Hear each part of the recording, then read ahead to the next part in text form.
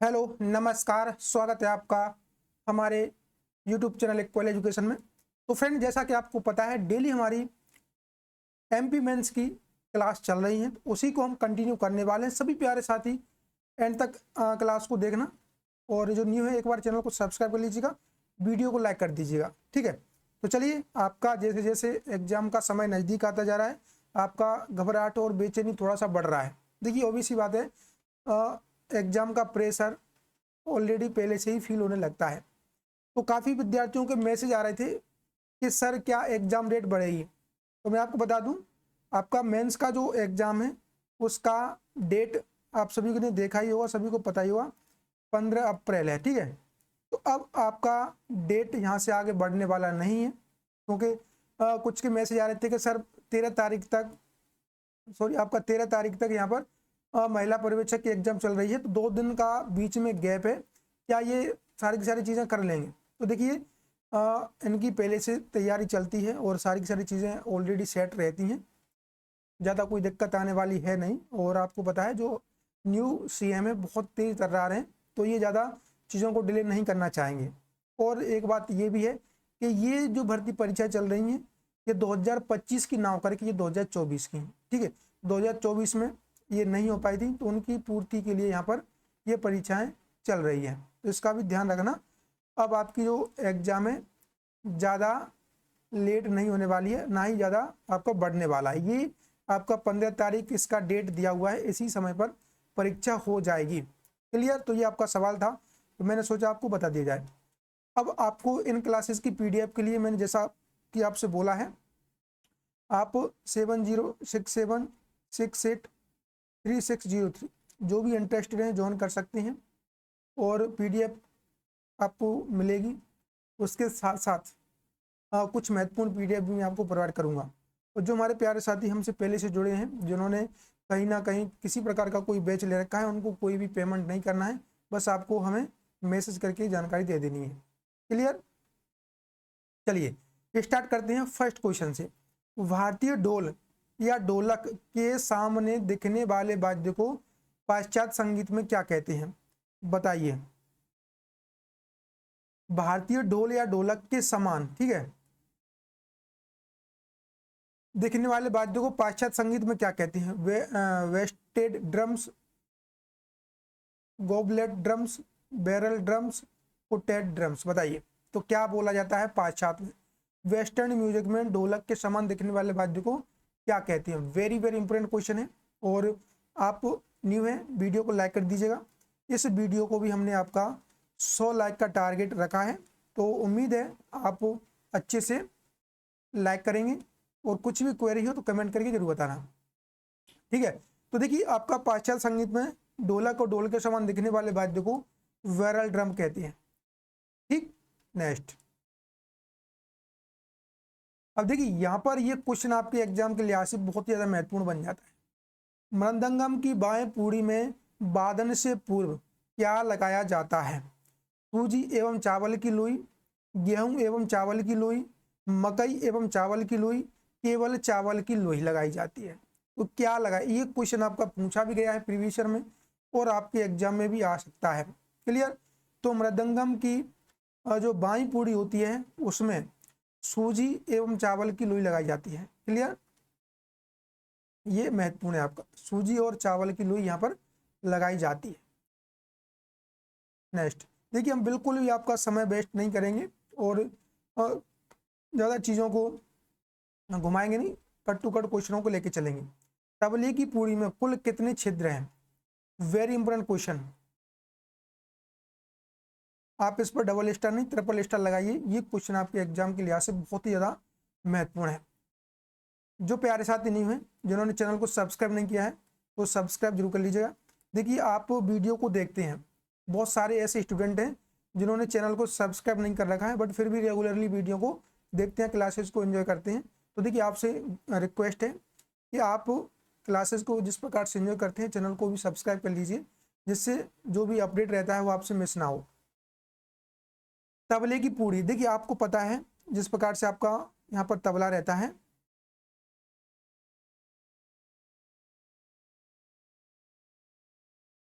ठीक है, ये आपका पूरा पूड़ी है, इसमें चांटी होता है और बीच में आपका स्याही होता है।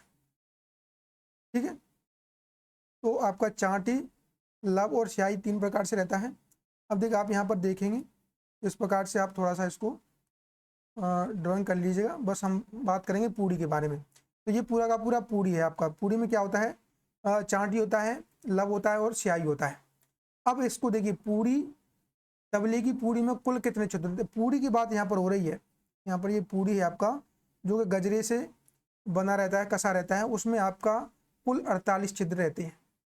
ठीक, आपने पढ़ा होगा 16 छिद्र, तो वो 16 छिद्र आपका बद्धी के लिए होता है, ये भी ध्यान रखना। 16 छिद्र किसके लिए होता है? बद्धी के लिए। यहाँ पर ये गजरे से पूरी कसी रहती है और आपका जो बद्धी होता है, इस प्रकार से रस्सी निकली रहती है, वो आपका यहाँ पर उसको कसने के लिए आपका 16 छिद्र रहते हैं, ये ध्यान रखना। क्लियर? नेक्स्ट,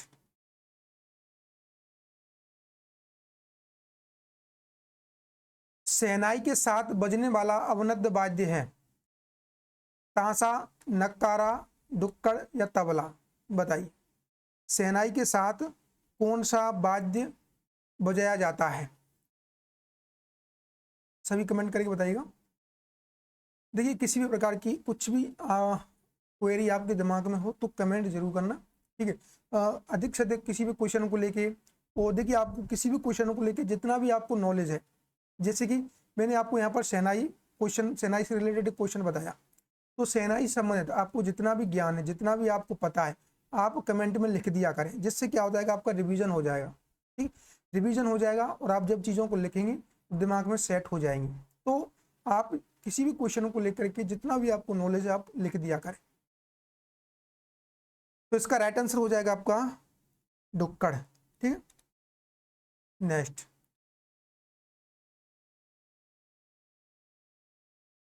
मृदंगम के खुले मुखों पर मिट्टी लगाने की क्रिया को कहते हैं?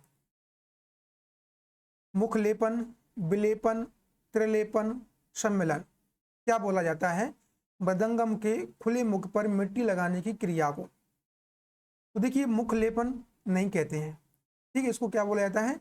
विलेपन, यानी कि उसको थोड़ा सा विलेपन यानी कि लीपने के तरीके का होता है, उसको इस प्रकार से उसको विलेपन बोला जाता है। ठीक, नेक्स्ट, मत्त कोकिला वीणा का पूर्व प्रचलित नाम क्या है? महत्वपूर्ण क्वेश्चन, बताइए। मत्त कोकिला वीणा का पूर्व प्रचलित नाम क्या है? सभी कमेंट कीजिएगा। तो देखिए, जो मत्त कोकिला वीणा है, इसका पूर्व प्रचलित नाम महत्वपूर्ण है, आपको बताना है, महती वीणा। ठीक है, क्या हो जाएगा इसका राइट आंसर? हो जाएगा महती वीणा। नेक्स्ट, सितार में तरबों की संख्या कितनी होती है? 17, 14, 11 या फिर 10? देखिए, सितार में तार कितने होती हैं? 7। तरब के तार 11। ठीक है, पर्दे आपसे पूछा जा सकता है, तो सितार आपका 2 प्रकार का रहता है, चल ठाट वाला और अचल ठाट वाला। ठीक, तो चल में आपका 16 से 19, अचल में 20 से 24। कुल मिलाकर के अगर पर्दों की बात करें तो 20 से 24 आप यहाँ पर लगा सकते हैं। क्लियर? तो यहाँ से क्वेश्चन आपको बन सकता है। अब जो आपका सितार है, इसमें 7 तार होते हैं, तो आपको कमेंट करके बताना है कौन सा तार किस स्वर से मिलाया जाता है। नेक्स्ट, सारंगी का वादन किससे किया जाता है? मिजराव, नकुली, बांस की लकड़ी या फिर गज से? बताइए। महत्वपूर्ण क्वेश्चन है आपका। सारंगी का वादन किससे किया जाता है? तो ये आपका गज से किया जाता है। क्लियर? नेक्स्ट, 9 तारों से युक्त वीणा का नाम बताइए। 9 तारों से युक्त वीणा कौन सी है? नकुली, विपंची, चित्रा या मत्त कोकिला? बताइए। देखिए, जो नकुली वीणा है ये 2 तार की है। चित्रा वीणा 7 तार की है। मत्त कोकिला वीणा में 21 तार होते हैं। तो आपका जो विपंची वीणा है इसमें हो जाएंगे 9 तार। तो right answer option number B, Vipanchi veena. Next, Tabla Tarang में कितने तबले प्रयोग किए जाते हैं? Very important question. Tabla Tarang में कितने तबले प्रयोग किए जाते हैं? 10 से 16, 2 से 7, 7 से 10 या 5 से 8? बताइए। देखिए, तबला तरंग में 10 से 16 तबले प्रयोग किए जाते हैं। तबला में गट्टे कितने होते हैं? कमेंट करके बताइए। तबला में गट्टों की संख्या कितनी होती है? नेक्स्ट, जोगिया सारंगी का निर्माण किस लकड़ी से किया जाता है? जो हमारे प्यारे साथी न्यू जुड़े हैं, एक बार वीडियो को लाइक जरूर कर देना। वीडियो को लाइक कर दीजिए। देवदार, बांस, तुन या अखरोट? तो जोगिया सारंगी किस से बनाई जाती है? ठीक है, किस लकड़ी से बनाई जाती है? कमेंट करके बताइए। जोगिया सारंगी आपका तुन की लकड़ी से बनाई जाती है। ठीक है। नेक्स्ट,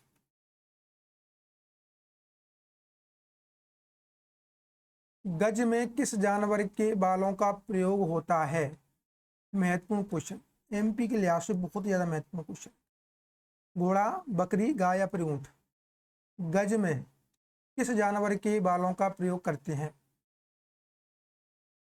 जो गज होता है आपका धनुषाकार, उसमें किस जानवर के बालों का प्रयोग किया जाता है? तो देखिए, यहाँ पर आपका राइट आंसर हो जाएगा घोड़ा। ठीक है, जो घोड़ा है और घोड़ा के बालों का प्रयोग करते हैं गज में। बकरी की खाल का प्रयोग कहाँ पर किया जाता है? बताइए। जो बकरी है इसकी खाल का प्रयोग कहाँ पर करते हैं?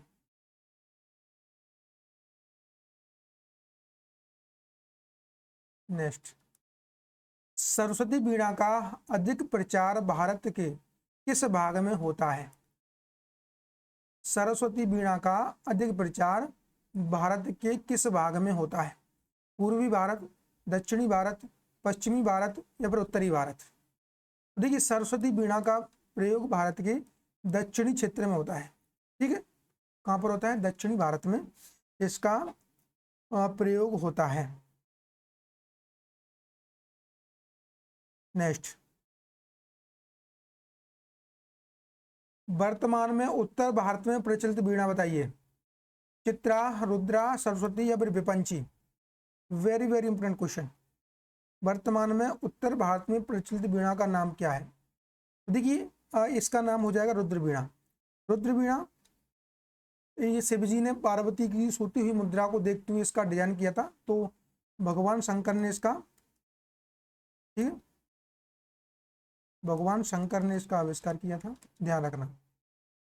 चित्रा वीणा में मैंने अभी आपको बताया कितने तार होते हैं? 7। अब आपको बताना है रुद्र वीणा में पर्दे कितने होते हैं, ये भी क्वेश्चन आपको बन सकता है। ठीक है, रुद्र वीणा में पर्दों की संख्या 22 होती है। नेक्स्ट, सितार किस वस्तु से बजाया जाता है? Very important question. आपको लग रहा होगा क्वेश्चन सिंपल है, बट क्वेश्चन महत्वपूर्ण ज्यादा है। ठीक है, तो सितार में बजाने के लिए किसका प्रयोग करते हैं? गज, जवा, मिजराब या बांस की छड़? तो बताइए। अगर आपको प्रयास अगर हमारा अच्छा लग रहा है, आपके लिए ये क्लासेस यूजफुल है, तो आप वीडियो को लाइक कर दीजिएगा। ठीक है, सितार में बजाने के लिए मिजराब का प्रयोग करते हैं।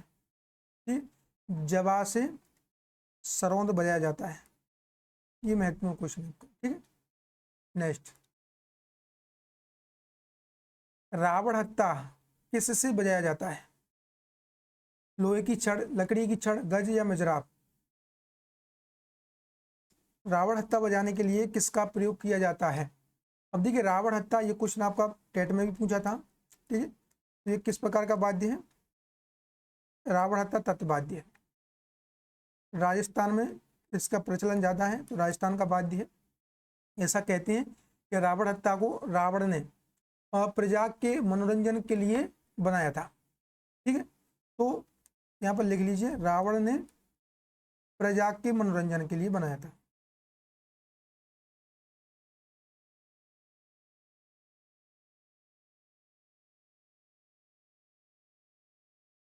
किससे बजाया जाता है? मिजराब से। ठीक है, इसको मिजराब से, सॉरी गज से बजाते हैं, सॉरी सॉरी, ठीक है, इसको गज से बजाते हैं। जल तरंग का सर्वप्रथम उल्लेख किस ग्रंथ में मिलता है? महत्वपूर्ण, पहले तो आपको बताना है जल तरंग किस वर्ग में आता है। ठीक है, तो ये घनवाद्य है, इसमें 22 प्याले होते हैं, 16 प्याले ही प्रयोग में लिए जाते हैं। तो यहाँ से आपसे कभी अगर 16 से 22 मिले तो आपको लगाना है यहाँ से। अब देखिए, जल तरंग का सर्वप्रथम उल्लेख संगीत पारिजात में मिलता है। संगीत पारिजात आपका अव्वल जी का। ठीक है, संगीत समय सार में भी मिलता है, बट आपका संगीत पारिजात यहाँ पर दिया हुआ है। क्लियर। नेक्स्ट, संतूर वाद्य का संबंध किस प्रांत से है? ये क्वेश्चन आपका एग्जाम के लिहाज से बहुत ही ज्यादा महत्वपूर्ण है और क्वेश्चन बार बार पूछा भी जाता है। संतूर वाद्य का संबंध किस प्रांत से है? कन्याकुमारी, राजस्थान, कश्मीर या फिर गुजरात। ठीक, तो संतूर का संबंध आपका कश्मीर से है। नेक्स्ट चलेंगे, वीणा के ऊपरी मड़े हुए भाग को क्या कहते हैं? कुकुम्ब या प्रसेवक, पौड़, उपनाह, उपरोक्त सभी। क्या बोला जाता है? ऊपरी जो भाग मड़ा होता है वीणा का, उसको क्या बोलते हैं?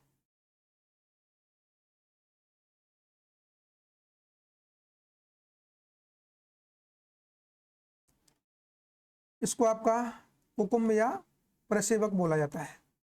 नेक्स्ट, सितार में सर्वप्रथम तरब के तारों का प्रयोग किसने किया था? इमदाद खां, रजा खां, रविशंकर, अलाउद्दीन खां। बताइए।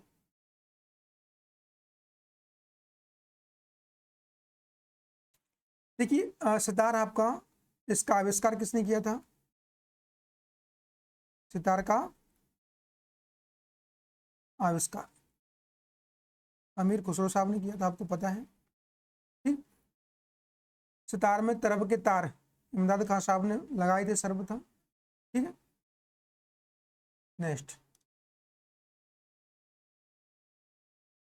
सारंगी में बकरी की खाल से मड़े निचले हिस्से को क्या कहते हैं? सारंगी है, बकरी की खाल से मड़े निचले हिस्से को क्या कहते हैं? वेरी इंपॉर्टेंट क्वेश्चन है। अगर आपको यह क्वेश्चन अच्छे लग रहे हो तो वीडियो को लाइक कर दीजिए और अपने यार दोस्तों के साथ सेशन को शेयर जरूर करना, सभी ग्रुपों में शेयर करना, जिससे अधिक से अधिक विद्यार्थियों को यहाँ से लाभ मिल सके। और महत्वपूर्ण क्वेश्चन है तो सभी को इसका फायदा जरूर मिलना चाहिए। छाती, मंदहान, मुनारा या फिर खाल। देखिए, बकरी की खाल से मड़ी हुई बात को आपका मंदहान कहती है। क्या कहते हैं? मंदहान। ये ध्यान रखना, क्वेश्चन बन सकता है। सारंगी के मध्य भाग को क्या कहते हैं? अब निचला वाला भाग आपका मंदान कहलाता है, तो मध्य वाला भाग क्या कहलाता है? मंदान, मध्य का मुदारा या फिर ख्याल। देखिए, आपको जितने भी मैं क्वेश्चन लेकर के आ रहा हूँ, साथ में आप अपना एनालिसिस जरूर करना, क्वेश्चन का खुद से पहले आंसर देना, आंसर देने के बाद लास्ट में कमेंट करके बताना कि आपका आउट ऑफ कितना क्वेश्चन सही बना है। ठीक है, लगभग मैं आपका डेली 30 क्वेश्चन लेके चल रहा हूँ, 30 क्वेश्चन, तो 30 क्वेश्चन में से आपको बताना है कितना आपका क्वेश्चन सही निकल रहा है। ठीक है, क्योंकि आपको यही एग्जाम में क्वेश्चन देखने के लिए मिलने वाले हैं। तो सारंगी में मध्य भाग को यहाँ पर आप छाती लिख लीजिएगा। छाती क्या बोला जाता है? तो आपका छाती यहाँ पर बोला जाता है। क्लियर। नेक्स्ट,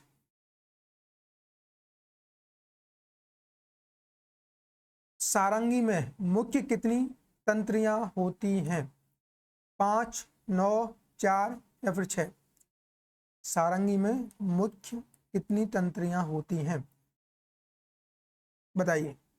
तो ये तो आपको पता होना चाहिए। 4 तार होते हैं सारंगी में, महत्वपूर्ण क्वेश्चन है। वायलिन में कितने तार होते हैं, ये भी आप कमेंट करके बताइए।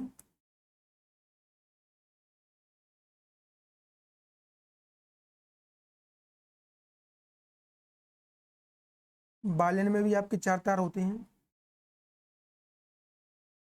मृदंग के आविष्कर्ता कौन है बताइए। स्वाति, मतंग, रामामाच या अहोबल, महत्वपूर्ण क्वेश्चन है आपका।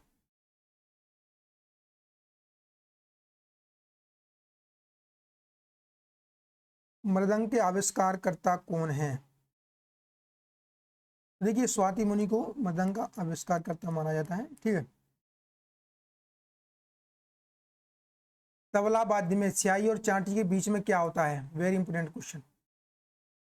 किनार, गजरा, लब या मैदान या पूड़ी। देखिए अभी मैंने आपको बताया था, आपका जो पूड़ी होता है उसमें 3 भाग रहते हैं, स्याही, किनारे वाला भाग किनार, जो बीच वाला भाग होता है जिसको लब या मैदान कहते हैं। तो किनार, लब या मैदान, ब्लैक वाला भाग आपका स्याही, ठीक है। तो स्याही और चांटी के मध्य वाला भाग लब कहलाता है। क्या कहलाता है, लब। दक्षिण भारत का वाद्य नाद स्वरम उत्तर भारत के किस वाद्य यंत्र से मिलता जुलता है बताइए, वेरी इंपोर्टेंट क्वेश्चन। देखिए हर क्वेश्चन आपके एग्जाम के लिहाज से महत्वपूर्ण है। मैंने उन्हीं क्वेश्चनों को रखा है जो कि आने वाले एग्जाम के लिए बहुत ज़्यादा महत्वपूर्ण है और आपके सिलेबस के आधार पर है, ठीक है। ऐसा कोई क्वेश्चन नहीं है जो आपके आउट ऑफ सिलेबस या फिर हम आपका टाइम वेस्ट करें, ठीक है। मृदंग, तानपुरा, जल तरंग या फिर शहनाई। तो दक्षिण भारत का वाद्य नाद स्वरम किसके समान है, तो ये आपका शहनाई के समान हो जाएगा। क्लियर, शहनाई के समान आपका यहाँ पर हो जाएगा। विपंची वीणा में कितनी तंत्रियां होती हैं, 9, 8, 7, 21। तो देखिए अभी तो हमने अभी किया है थोड़ी देर पहले, विपंची वीणा में तारों की संख्या 9 होती है, ठीक। नेक्स्ट, वायलिन वाद्य का भारतीय नाम बताइए। सिंपल है बट महत्वपूर्ण है। वायोला, सारंदा, बेला या फिर ब्रेल। वायलिन वाद्य का भारतीय नाम क्या है, तो वायलिन वाद्य का भारतीय नाम बेला हो जाएगा, बेला। नेक्स्ट, तो इस प्रकार से ये तो हम कर चुके हैं। मृदंगम की बाएं पूरी में बादन से पूर्ण क्या लगाया जाता है, सूजी या चावल का आटा। तो ये थे आज के हमारे 28 क्वेश्चन। तो आपको कमेंट करके बताना है 28 में से कितना आपका क्वेश्चन सही बना है, क्योंकि ये आपका मॉक टेस्ट ही है और महत्वपूर्ण क्वेश्चन है। आपका पाठ्यक्रम के आधार पर ही सारे के सारे क्वेश्चनों को मैं लेके चल रहा हूँ। तो आपका दायित्व और कर्तव्य बनता है कि आप इस मेहनत को सराहेंगे और अधिक से अधिक ग्रुपों में इसको शेयर जरूर करेंगे। आगे भी मैं आपको इसी प्रकार से डेली क्लासेस लेकर के आता रहूँगा।